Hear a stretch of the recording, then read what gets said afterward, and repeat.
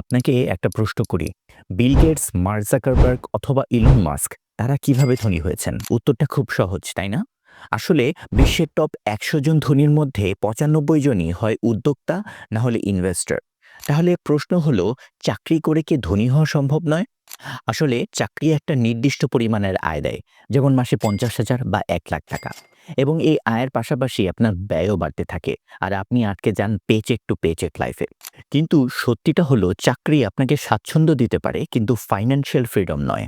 Financial expert Robert Kiyosaki বলেন, ধনী হতে চাইলে আপনাকে টাকা দিয়ে টাকা বানানোর উপায় জানতে হবে।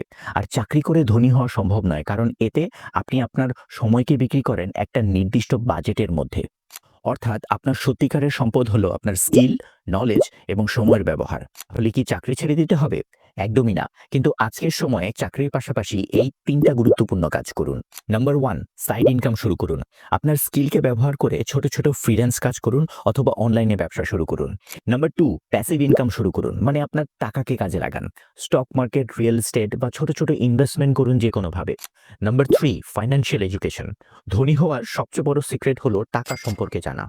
টাকা কিভাবে কাজ করে, টাকাকে কিভাবে কাজে লাগানো যায়, এটা নিয়ে বই পড়ুন, ভিডিও দেখুন, কোর্স করুন। তার মানে হচ্ছে শিখুন। মনে রাখবেন, আপনার চাকরি আপনার জীবন চালাবে, কিন্তু আপনার সাইড ইনকাম, ইনভেস্টমেন্ট এবং নলেজ আপনাকে ধনী বানাবে।